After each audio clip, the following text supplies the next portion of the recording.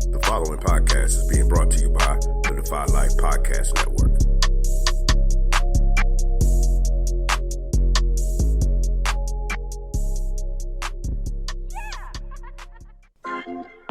Yeah, that's what it is. I guess we gotta do it then. You alright? Chill, pool, out, money, West Coast, let's get it.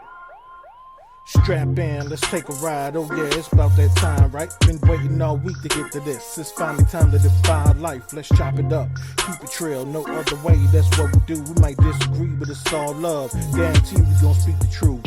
Yeah, this hit different. My guys with me now. Who's with us? Stick around for a few minutes. It's contagious. You'll get it. You downloaded the realest. Don't feel us, but get out. You not rocking with Defy Life, then what's your life about? This ain't Defy Life. Told you.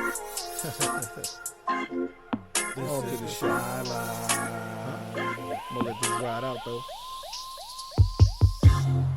This is Defy Life.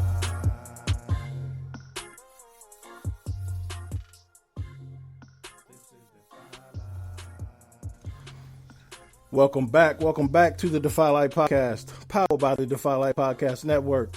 This episode is sponsored by Bud Bottles, home of the Bud Bottle and the Bud Freshener. Please visit budbottles.com for your odor eliminating needs. This is episode 191. Y'all come on in, wipe your feet, close the door behind you. I'm your host, J.R. Glimph, joined as always by my wonderful co-host, Alvin Glimph. What up, big cuz? What up, man? What's going on, listeners? What's good? How you doing today? I'm good, man. How's it going? It's going good, man. I ain't complaining. It's a new month. We in April, and it's good. You know, just dealing with it, and get my second vaccination this week. So looking forward to getting that out the way. And yeah, man, I ain't complaining. How you doing? I'm good, man. Good. Good to be back in the march of the Lord one more time. Amen. So yeah, we are a little late this week. We had some scheduling difficulties, and to be honest, Negroes was tired earlier this week, so we just had to reschedule. Sometimes you just gotta battery up and just kind of recharge. Right. You know, I'd rather be recharged than do half-ass and come in here with low energy. So it's all good. I'm sure they with us. I'm sure our listeners will appreciate you. Right, no doubt. So if y'all missed us, the missing is over. It's time to get to it. Thomas Stevens will not be with us tonight.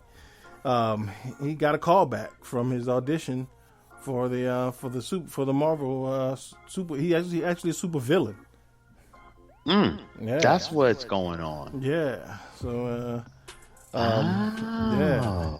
So that's what's up. I can see him as a super villain. Right. So, Power Pimp is the character's name. I'm gonna be interested in hearing that story. That's gonna be pretty interesting because you don't see a lot of super villain pimps in comic book superhero movies. Imagine how strong your pimp hand got to be a super villain.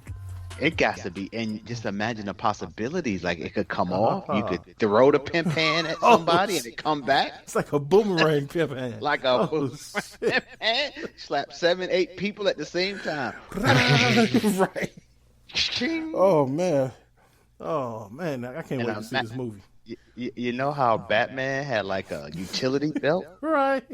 Imagine what a pimp's belt look like, and what's his utility belt look like? Right, like he got This is kind of interesting because you got all kind of tools with a pimp. Like you said, you got a big belt buckle can be a weapon. You got to have a huge belt buckle. His cane can be a weapon. His walking stick, his mug, his chalice can be a weapon. Like he can do anything.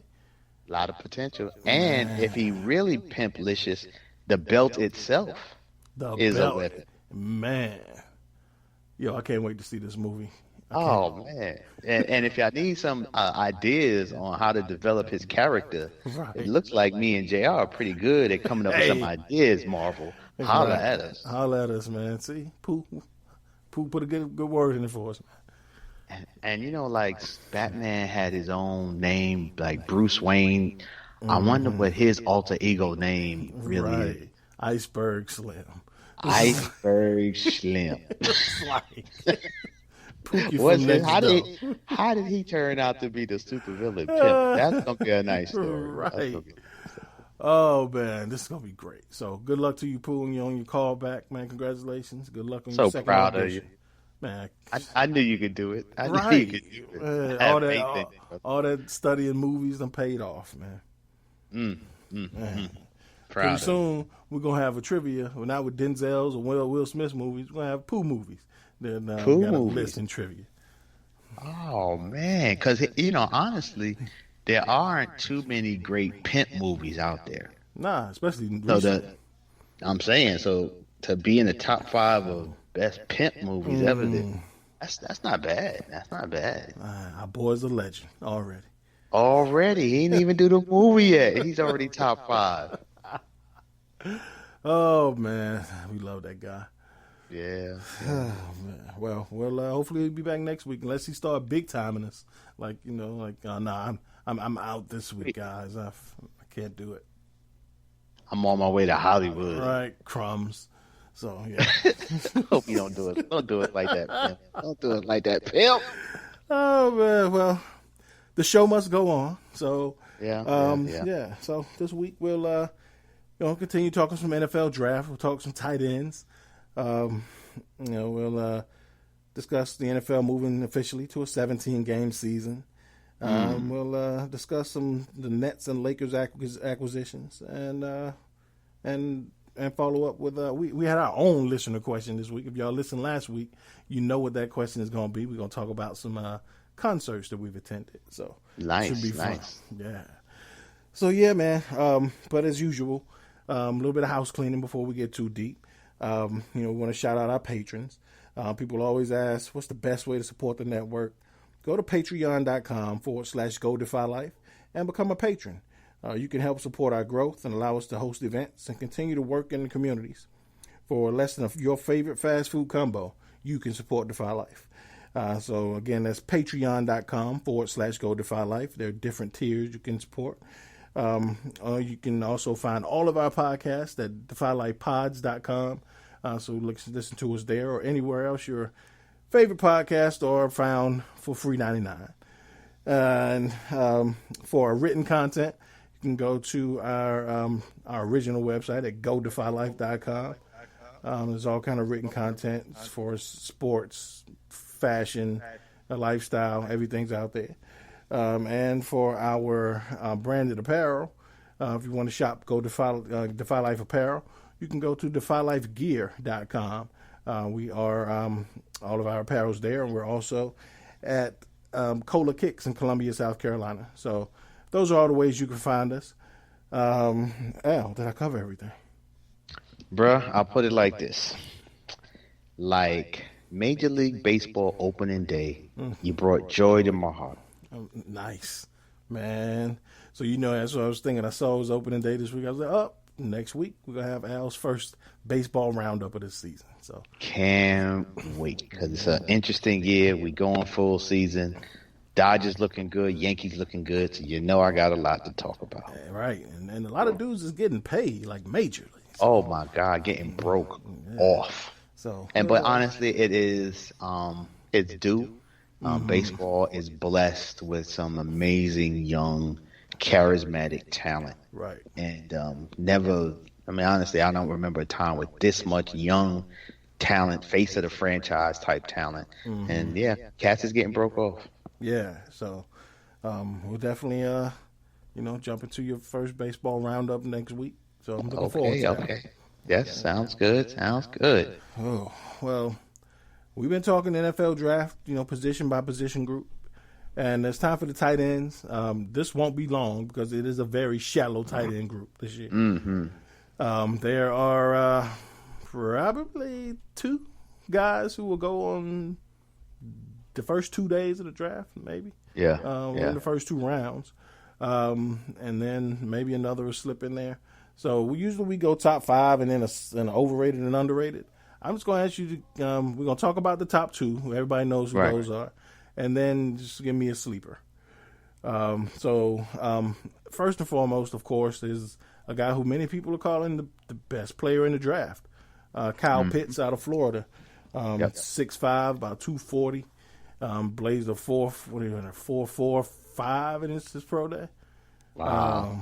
And just a really, guy. Of course, with that kind of athleticism, you can line him up pretty much anywhere. He lines up at H-back, fullback, online, split out wide. So many things you can do with an athletic tight end. So, what are your thoughts on Kyle Pitts, and where do you see him as a projection? So I think I agree with everyone else in that he is one of the best players in the draft. And I think with his size, his speed, dude has amazing hands, clutch. And I think he's going top 7, definitely, I imagine. And I think he might be top 5 if Atlanta doesn't go quarterback. And if Atlanta decides to pass on a quarterback, I would not be shocked if they added Kyle Pitts to that offense. And when you talk about Julio Ridley and this guy to give to Matt Ryan and whoever is the quarterback they draft next year, because they got to draft somebody either this year or next year to replace Matt. I think he's a huge building block. So I like him, and I could definitely see him top 7, the latest, but I would be shocked if Atlanta doesn't pick him if it's not the quarterback. And that's a whole nother conversation, because I really think Atlanta should pick the quarterback. But if they don't go quarterback, I could see them going Kyle Pitts. Yeah, that's like you said, that is an interesting conversation. You have no idea how many times Keon Small has texted me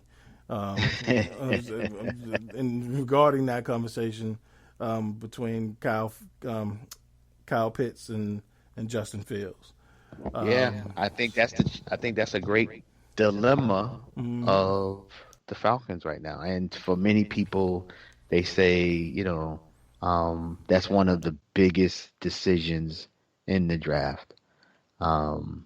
Is Justin Fields going to be a Falcon or not?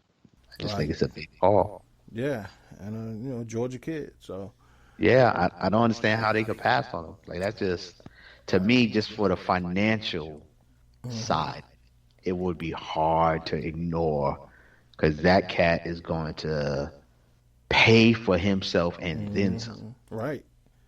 Before people even know if he can play or not in the NFL, like he'll have set you up so nicely financially and PR wise. But by the time you figure out whether he can play or not, he's already paid for himself. He's already paid for himself, even if he doesn't play a down this year. Right. So for that alone, and that'll just buy you a year. That would easily. And I wouldn't play him this year, honestly. Yeah. If I was the Falcons, I would pick him with the thought that we're going to allow him to get acclimated, because there has to be a lot of pressure and a lot of extra stuff. Hometown kid in Atlanta. If you got a Matt Ryan, you might as well allow him to soak it up and become the real guy the next year, and just soak up the jersey sales and everything else that's going to come with him being an Atlanta Falcon. Yeah, absolutely.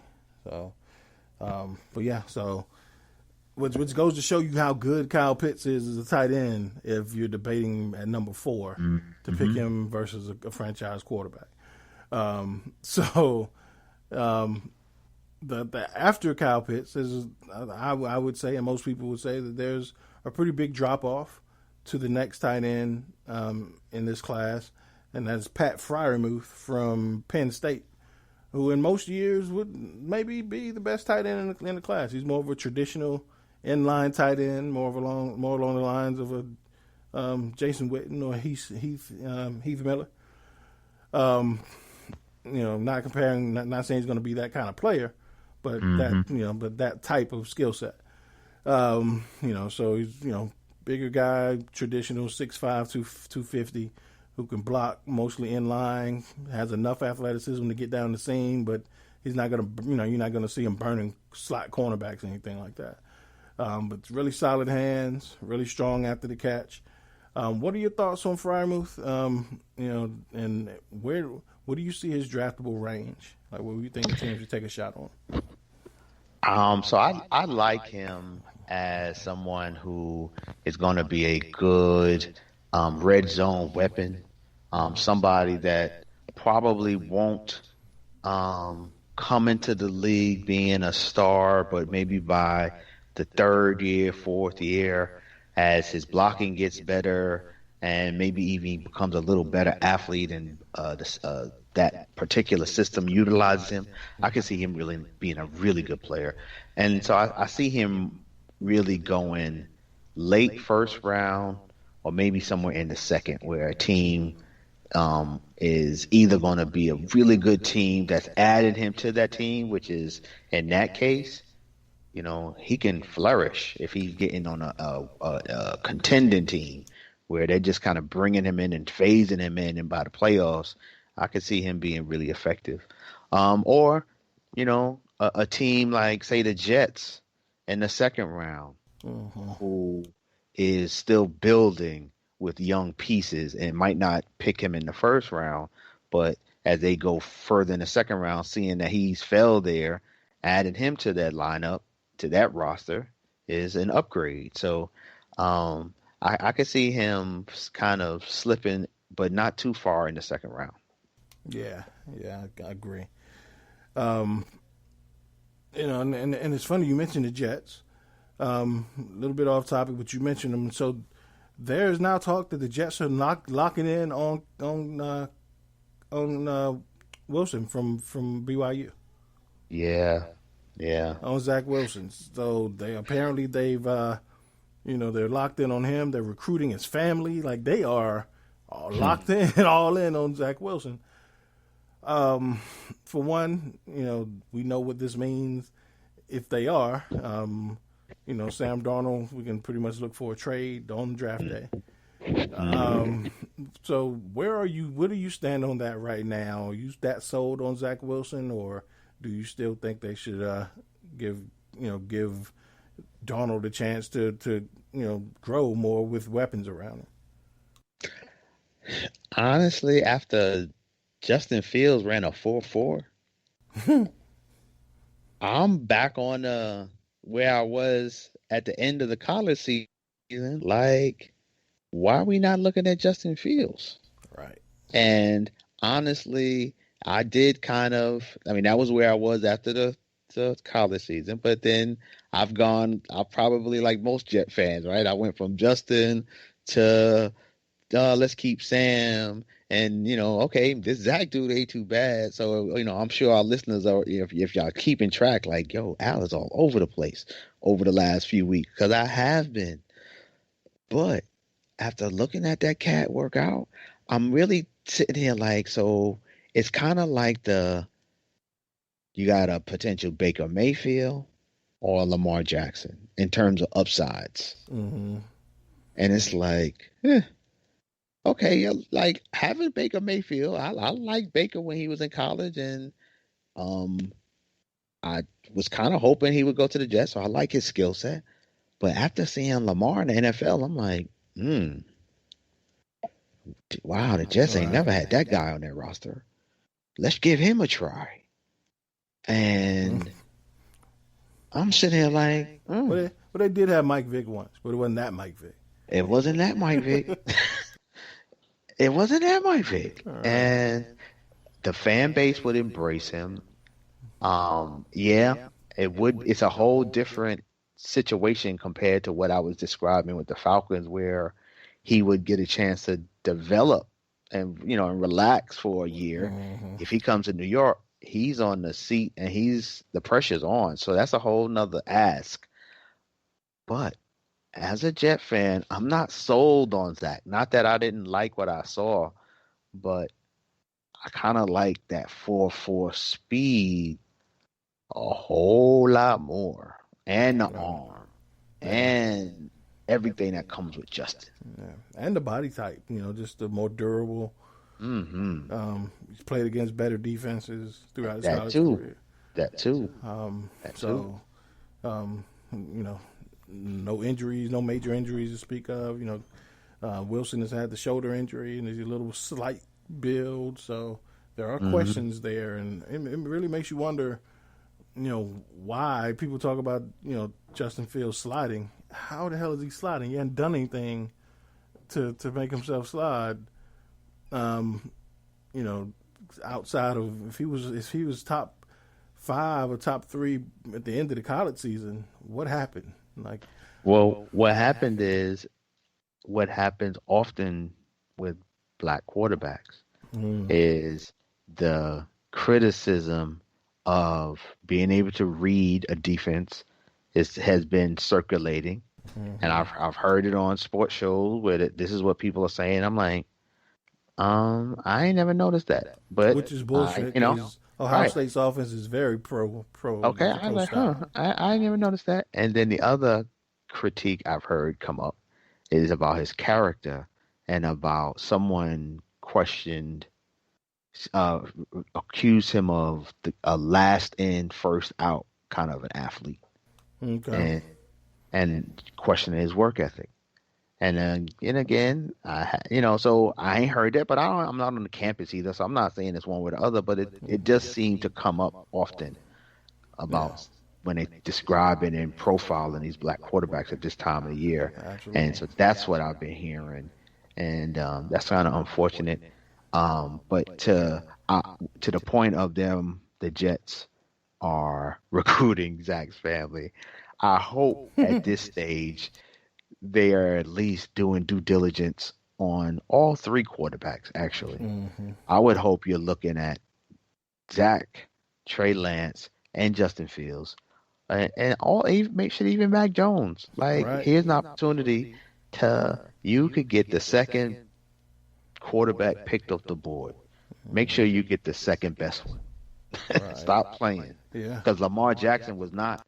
He slid, and he's turned out to be an MVP. Right. There are teams who wish they picked him. There's 31 teams that wish they picked him. Okay. So I don't want to be the Jets looking like, damn, we picked Zach. Zach's all right, but he's not Justin Fields. Mm-hmm. Yeah, and another thing I think is hurting Justin Fields is the recent history of Ohio State quarterbacks, in the NFL. You look at, Cardell Jones. That too. You look at guy that just signed with Pittsburgh from Washington. Dwayne Haskins. Yeah. Even as far back as Troy was that dude that won the Heisman, Troy Smith. Yeah, correct. So, Ohio State quarterbacks, and doubly unkind to them in the recruiting world is they're all black quarterbacks who, like you said, there are these code words that are used when discussing ways to diminish a black quarterback. So it's always the work ethic and the character. So and the ability to read defenses. That's just crazy. The year, and I'm talking about there are teams who wished they picked Lamar Jackson. The Jets wished they picked Lamar Jackson. He was picked the same draft as Sam Darnold. Right. Yeah. So again, they picked Sam Darnold 3rd. And again, he's been all right. But you could have had Lamar Jackson. You could have had Josh Allen. So I hope they're not falling in love because we fell in love with Sam Darnold. We fell in love. Come on, man. Look at all of them. Right. So, I'm just a big believer that, if there's a quarterback that you love, that's your guy, get your guy. But at the same time, if you don't have anything around him and there's a generational talent like Kyle Pitts there, to kind of add to what you can add around a quarterback, whether you think it's Sam Darnold or whether you think it's going to be somebody else, at least give him a line and a weapon before you go draft a franchise quarterback. Because we've seen it time and time again where they go draft these franchise quarterbacks who they think will be franchise quarterbacks, and they have no weapons, no protection, and they ruin them before they even get a chance to build a team around them. So then, if that's the case, would you, if you were the Jets, if you weren't in love with anybody besides Trevor Lawrence, would you trade the pick and give Sam Darnold one more year? Yeah, even if I couldn't find somebody to trade, I'm giving Darnold another year. If I, because it takes two to trade. So even if I would try to trade it, but if I couldn't, I'm going somebody else there. Whether it's a pass rusher, offensive line, somebody, because all you're doing is just repeating that cycle. Sam Darnold was not. He's not a bust, and he wasn't a bad. Look at the name they could have picked instead of Sam Darnold. Like if Sam Darnold wasn't the guy, they passed on Denzel Ward, Bradley Chubb, Roquan Smith, Minka Fitzpatrick, Deron Payne, Tremaine Evans, Derwin James, Jair Alexander. Like all of these players are really, really good pros right now. Terrell Edmonds, Calvin Ridley, all of these guys I'd probably rather have on the Jets right now than a quarterback that I'm not really certain about. Right. And just, 3 years later, going into the fourth year, now you're thinking about starting over again. And outside of Lawrence, and Lawrence is in his own class. He's definitely going number one. But I said, outside of, like, even as much as I like Justin Fields, he has questions. As far as can he do it consistently? And the only legitimate knock I've seen on him is him playing down the competition. I've seen it. He did it in Northwestern and Iowa, but it happens. Those are things that can be fixed, and things that can be rectified. So I'm not going in unless there's no other quarter. Even Trevor Lawrence has his warts. I don't, so there's no quarterback in this class that I think is a can't miss prospect. So if I'm the Jets at 2, you're damn right I'm trying to trade back to, trying to convince the Falcons to go up to 2 and get their guy, so I can trade back to 4 and get Kyle Pitts. Yeah, what's so scary is that it's a crapshoot, and it's while these quarterbacks have their warts, I'm gonna bet that let's just say Trevor is that dude, and chances are Trevor's gonna be the guy. Right. Out of the other 4, probably 2 of them are gonna be really good. Right. And if you're the team who picks one of them who's really good, then you don't mind passing on a Kyle Pitts. Right. You don't mind passing on a Panay because you finally have got your guy. Like the Bills got Josh Allen. Right. They cool. Exactly. They looking at the Jets like, well, yeah, I got Sam, but we might have passed on Minka Fitzpatrick, but we got Josh Allen. So right. Yeah. All right. And it's so funny to think that in 4 years, half of these dudes are going to be either out of the league or on somebody's practice squad trying to fight their way back onto a roster or somebody's backup. Easily. Yeah. So it's tough, man. And that's what I told Keon. I was like, man, when when your team's drafting, you kind of living it with both of your teams. Like when you drafted in the 20s, so many things got to go right just for you to get a chance to draft a decent player in the first round. Like the boy got to fall right, so you're in the 20s. But when you're in the top 5, that shit is real immediately. And the draft kind of starts, I think, this year. There's usually like a pick after the first pick, whether it's 4 or 5, where the draft really starts, where you don't know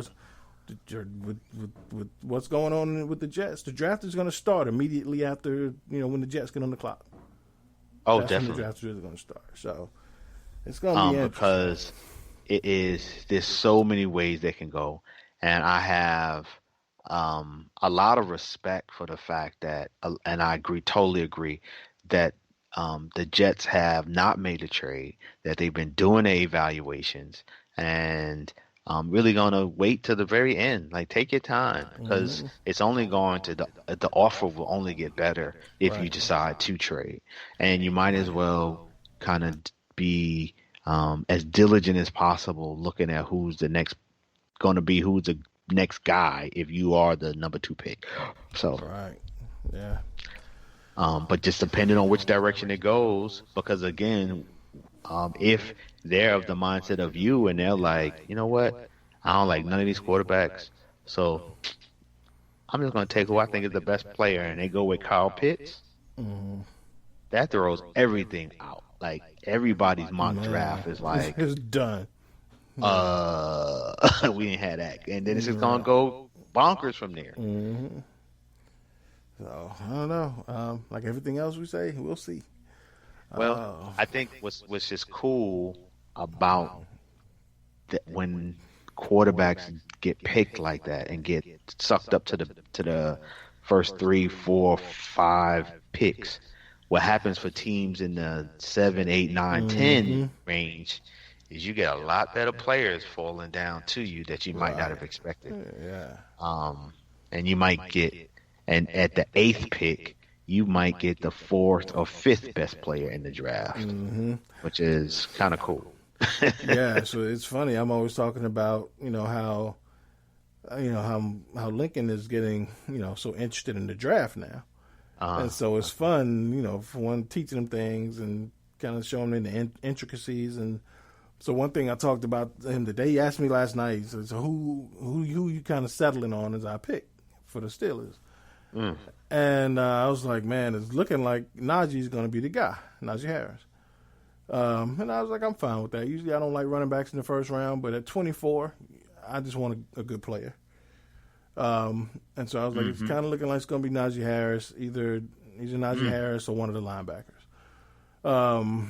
And he was saying he was settling on Najee too. I was like, but what you haven't experienced yet is what you just talked about, Al, is like quarterbacks flying up the board.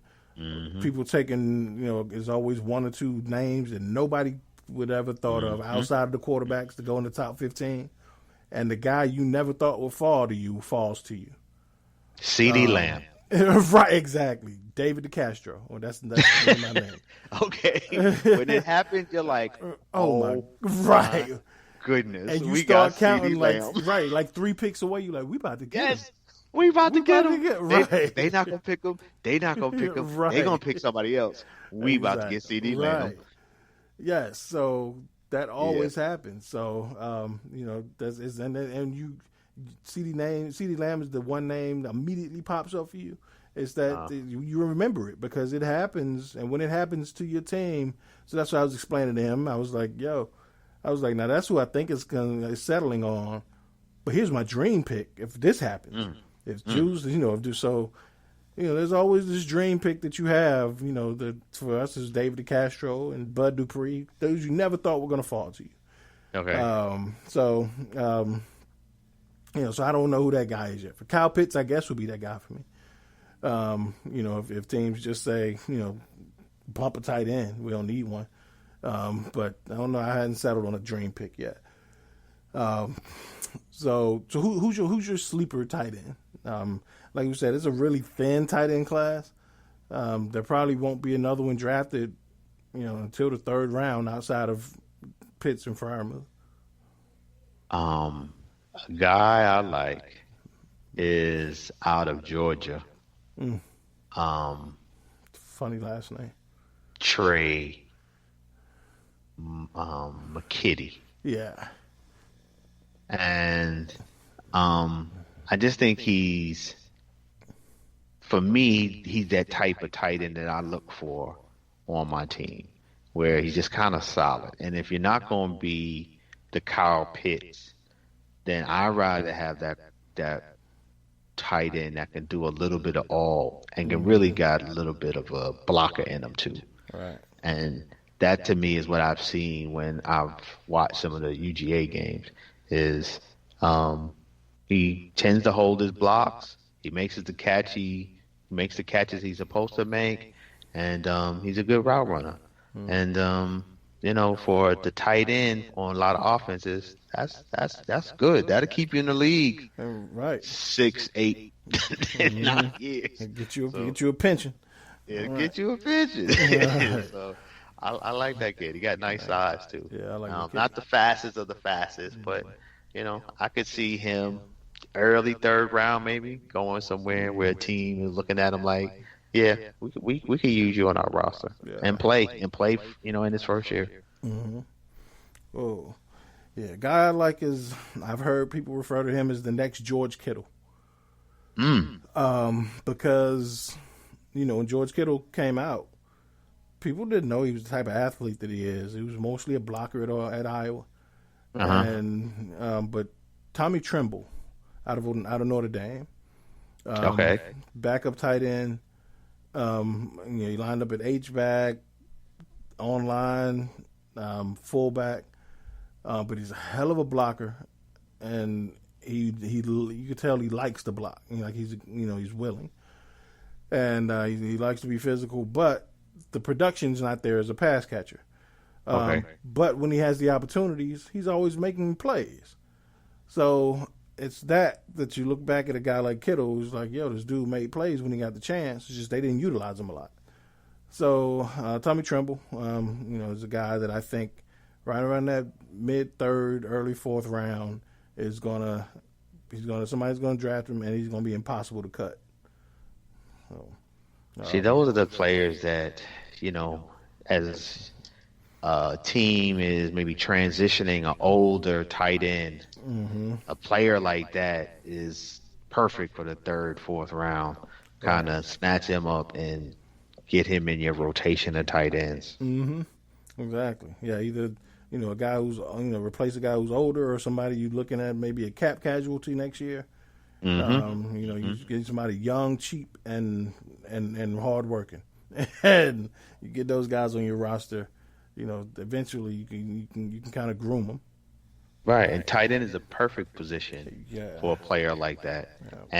But then, like you said, but years later, they still there. They starting, they getting 40, 50 catches a year, and solid guy in your locker room. Right. That builds your draft. Yeah, so we'll see. There are, again, there's not many draftable tight ends in this class, and if they are, they'll be in the later round. So we're not going to spend a ton of time talking about them. Next week, we'll jump into some offensive tackles and some interior offensive linemen, and knock the offense out before we get into the defense after next week. So, so we're moving along. So next up is we'll talk a little bit of NBA. We didn't talk NBA last week because we had a whole bunch of NFL stuff to talk about. But there were a few guys, big names, older now, who aren't the stars they used to be. A couple of them were cut, and they went to go join team beat LeBron. They went to join the Avengers.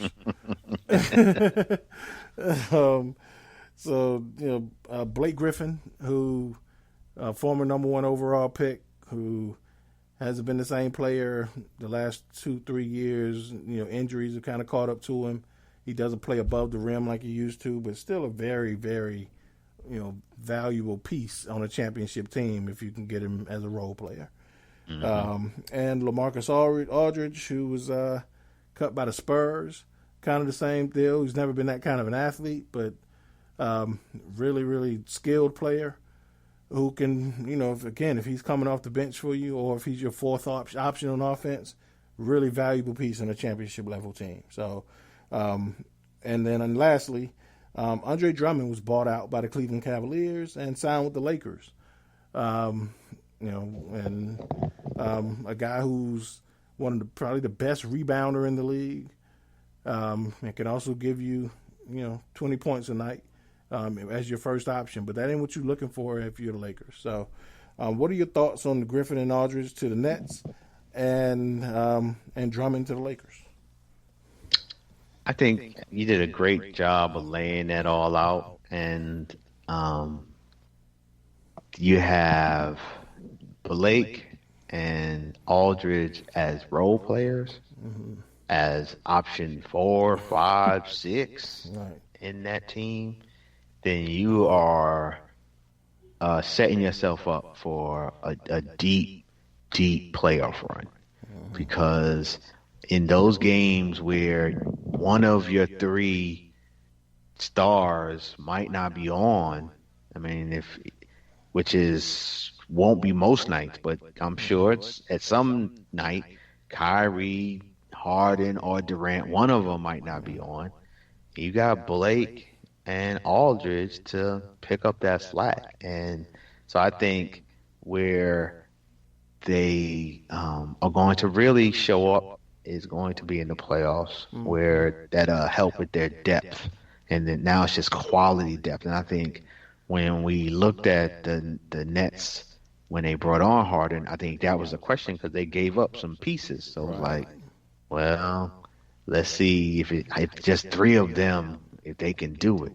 But now you add in Blake and they don't have who they were 5 years ago to be successful on this team. So I think that was a good move, assuming, egos continue to be able to handle it.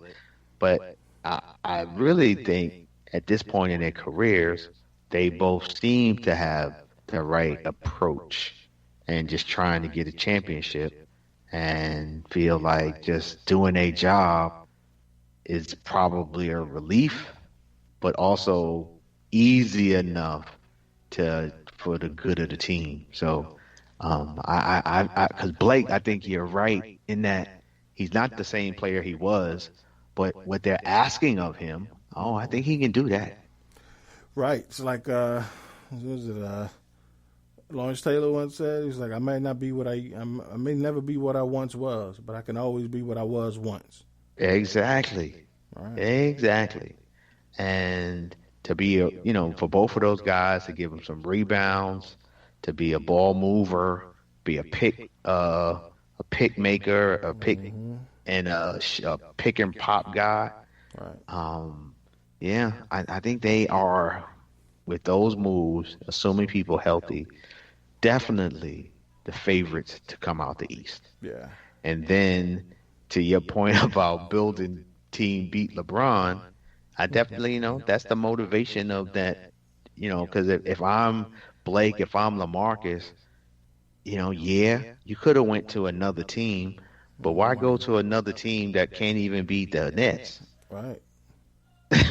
So you might as well get on the team and then try to go beat LeBron. Yeah. So, shout out to whoever's building that team. And then in terms of Drummond, I like him for the Lakers.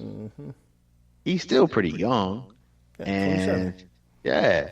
he can be a piece, a real piece on that team, especially on a team with a forward like AD who doesn't want to play center.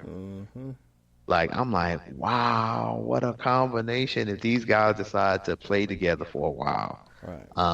Perfect match. And so to when you look at what the Lakers had last year with, big men like McGee and Dwight, I think he adds that type of presence of a real big body to clog up the middle, get rebounds, block shots, and be a low post offensive option when the AD and LeBron are not on the court. Right. So and just even on the pick and rolls, like to have Drummond pick and roll with LeBron, with LeBron's IQ and the passing ability, right, he gonna get much better looks rolling to the hole coming from LeBron because everybody's gonna follow LeBron. And Drummond can finish. And Drummond can definitely finish. So I good move with them too.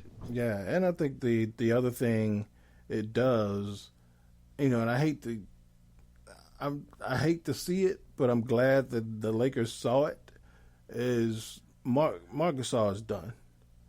Adrian Peterson done. At least as a starter on a championship level team.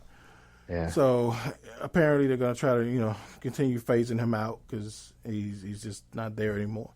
But what that does for LeBron and AD, like you said, he's not a banger, is kind of what JaVale McGee and Dwight Howard did last year for them. Is LeBron doesn't have to continue to be the guy who's leading the team in everything. If it's nights like, if you don't have that guy, to protect the rim, LeBron has to kind of play free safety a lot on defense. He has to lead the team in rebounds. And, we're seeing, 2 out of the last 3 years, they're injuries. They're not related, but his body's starting to, be human. So, even if it's just an ankle sprain and you miss 2 weeks, that's huge for LeBron. So it, just takes a lot of wear and tear where he doesn't have to do as much every night. Now there will be nights when he has to, those LeBron, I got to prove a point nights when he's like, okay, I'm gonna go get 40 and get 13 boards. He'll do that occasionally, but especially lately, you want to be able to LeBron to go into the playoffs fresh and healthy as possible, and have a big man who can handle the board, so he doesn't have to. So, I like all 3 signings for both teams. Yeah, me too. And just a matter of them getting healthy. But I think adding Drummond, you already got Harrell, as doing work down there in the box. Right. So I like them now. I think it's still a toss up. If they come out the West, because these young teams, I just think, are hungry, and so I really think, while I still give the Lakers the edge, I guess I think Nets are not just clear favorites in the East, and I'm not worried about anybody giving them any noise. Where the West, I like Utah and Denver as huge competition, and if the Lakers get into the wrong series with Portland, not that I would put Portland as a favorite, but I could definitely see them winning 2 games in a series. Right. So the playoffs is gonna be really fun. Yeah, absolutely. So, and the difference from last year, we got a full season, and trip playoffs are gonna be traditional, no bubble, so it's gonna be fun to watch. Yeah, fans is back. Right. So, I'm hearing people getting booed and everything. I'm like, oh, this is cool. Right. Yeah. Welcome back, man. It's gonna be fun. Yeah, man. Last thing we want to talk about, we kind of mentioned it last week and said we bring it up this week. I kind of feel bad talking about it because Pooh ain't here, but you brought it up, so I want to touch on it. We'll bring it back up next week and let Pooh talk about it too. But really quickly, okay, so we talked about, you kind of touched on concert groups and performers and entertainers we've seen in person. So we'll just touch on it really quickly and we'll go in detail next week. But concerts, I want you to give me your first concert, your best concert, and your worst concert. First, best, and worst. Okay. My first was a Fresh Fest, which was one of the first rap tours. Probably 84, 85. It's like Run DMC, young LL Cool J, the Fat Boys, Beastie Boys. It was like that. Russell Simmons, Def Jam, like all his people doing the show. It was amazing. I went with my neighbor and his daughter. And just the coolest part about that story is Morgan Freeman was standing outside up against a tree.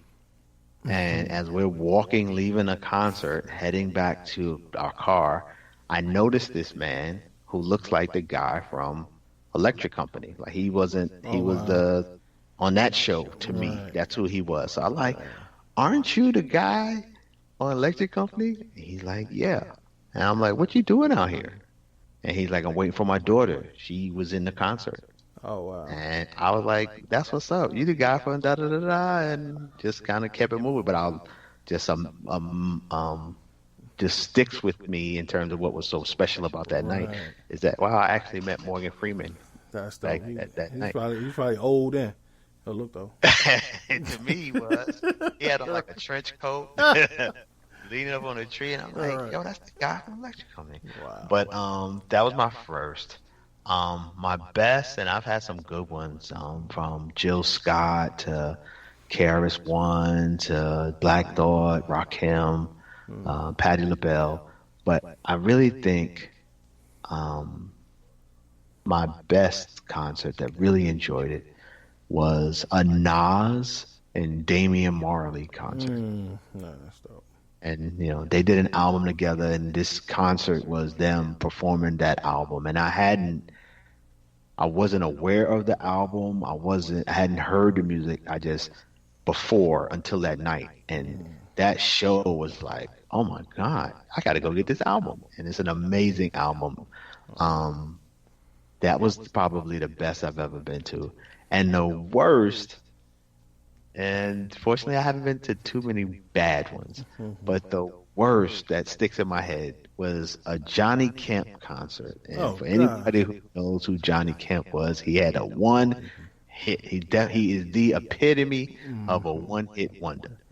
I just got paid. Just got paid. Friday night.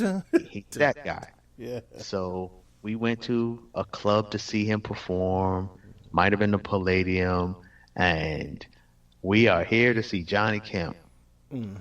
Dude played probably 9 songs I never heard of before, probably never heard of since, and everybody in the club is like, I don't know this music. Wow. And you sitting around and you talking, and he's performing, and it's just like the buzz. It's just like everybody's like, yo, dude, we are really only here to see and hear the one song that we know.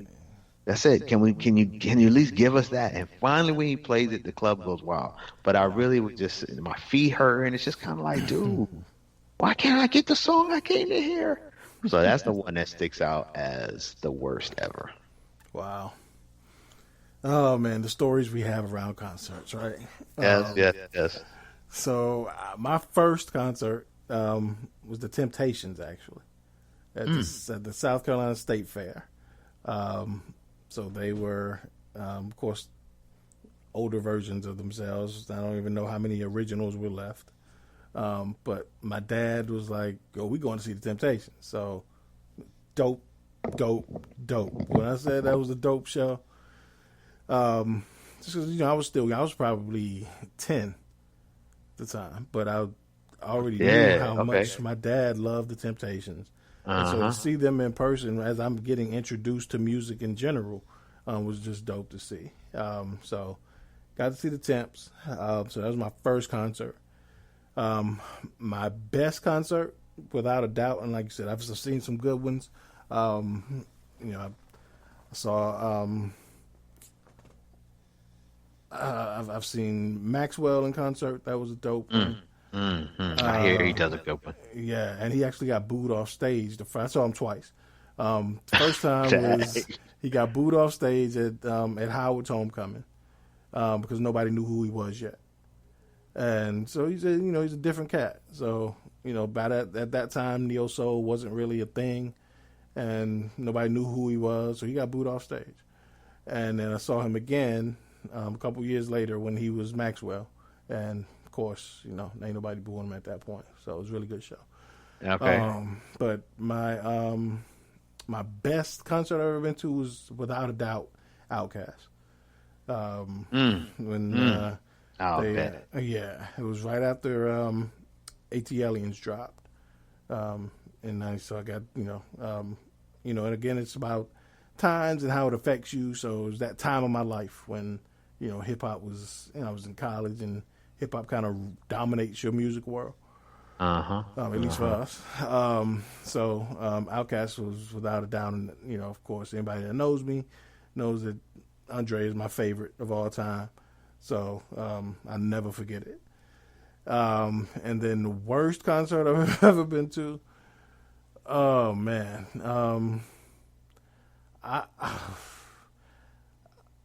I would have to say, oh man, it is. Damn, his name is escaping me. The dude doesn't let me clear my throat. Damn, DJ Chuck. Damn, I can't remember his name right now. Is it Chuck? DJ.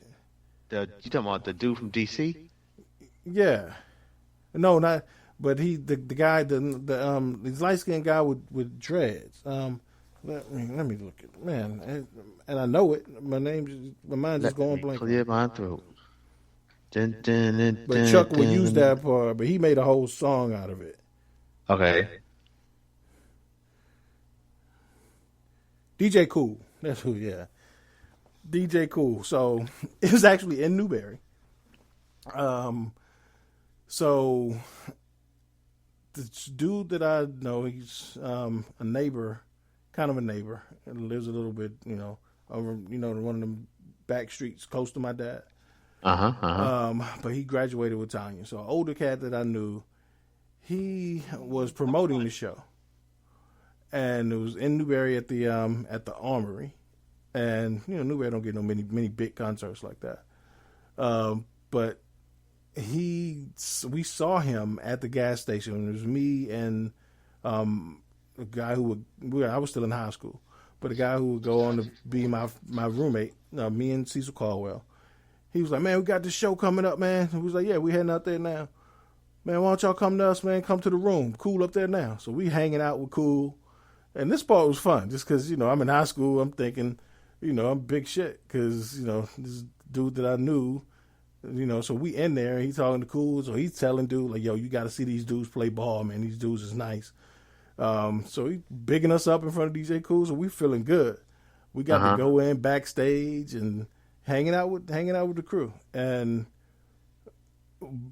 by the time we get there, of course we in the room. We didn't realize that this dude is an hour and a half late for his show. And so the crowd is pissed. Get out there, and he really. I guess we complain about Johnny Kemp doing songs nobody heard. This dude was an hour and a half late for his show, did that one song on repeat for like 30 minutes and left. So I guess that's the polar opposite. That is the opposite of whack. But it's still whack. So I was like, everybody. I've had that club experience. Yeah. So that was a bad one.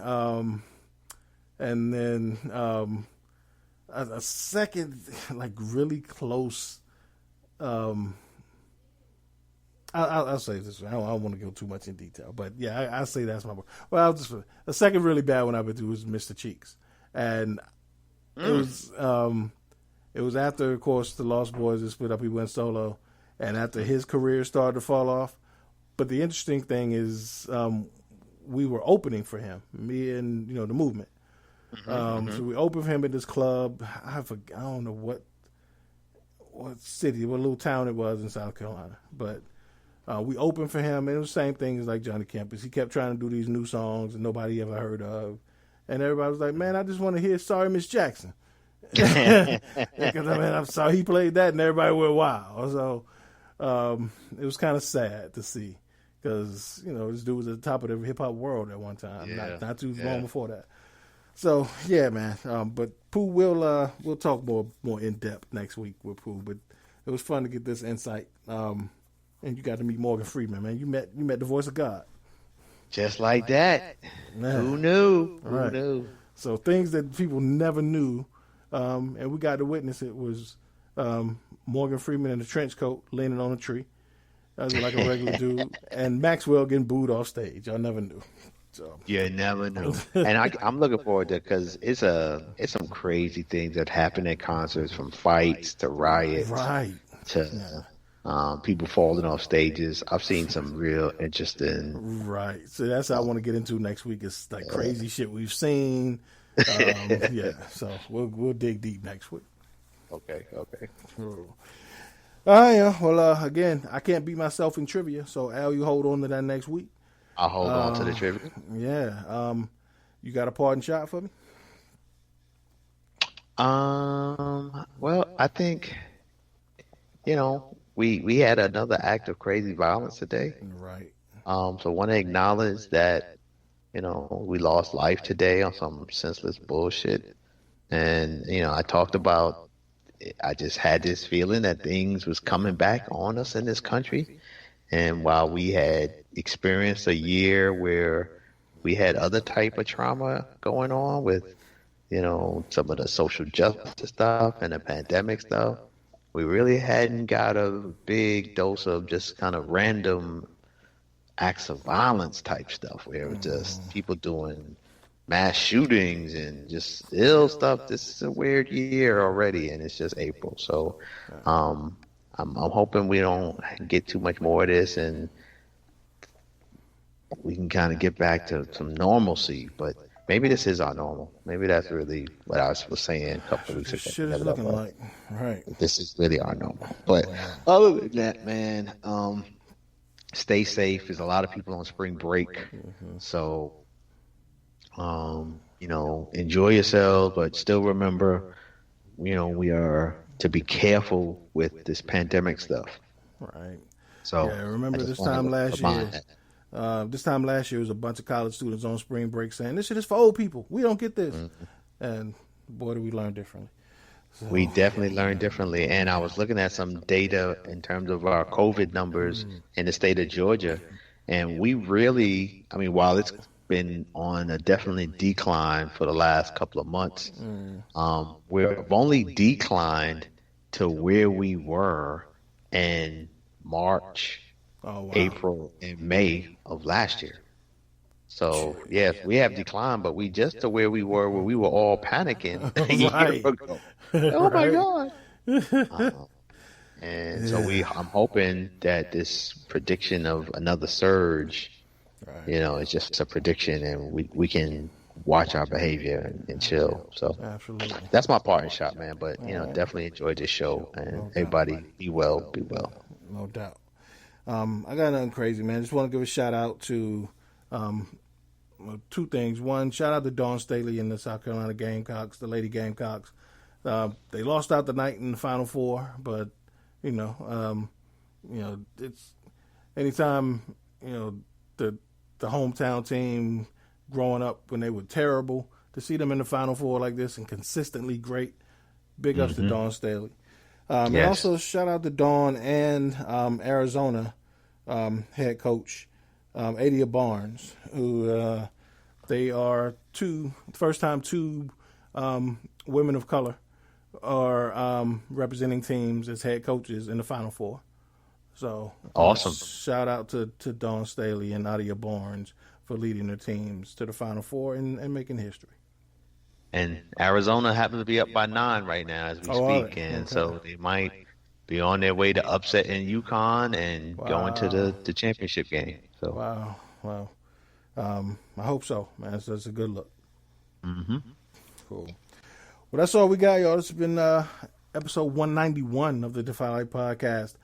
Shout out again to Pooh, a.k.a. Power Pimp. Do your thing in that audition, son. I guess the world needs more heroes, and I guess we also need more pimps. So shout out to Power Pimp. Not all heroes wear capes. Some of them wear platform boots.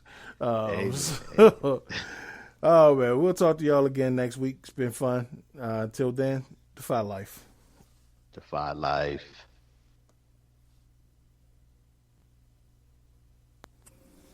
We're told that greatness is exceptional when it should be expected. You choose every day to live your life intentionally, without apology for how bright your light may shine. So go be great. Go be brilliant. Go be you. Go defy life. The Defy Life movement is one that speaks to each of us in its own way. Defy Life gear speaks to us all by reminding us that one size does not fit all. Visit defylifegear.com to get fitted for greatness.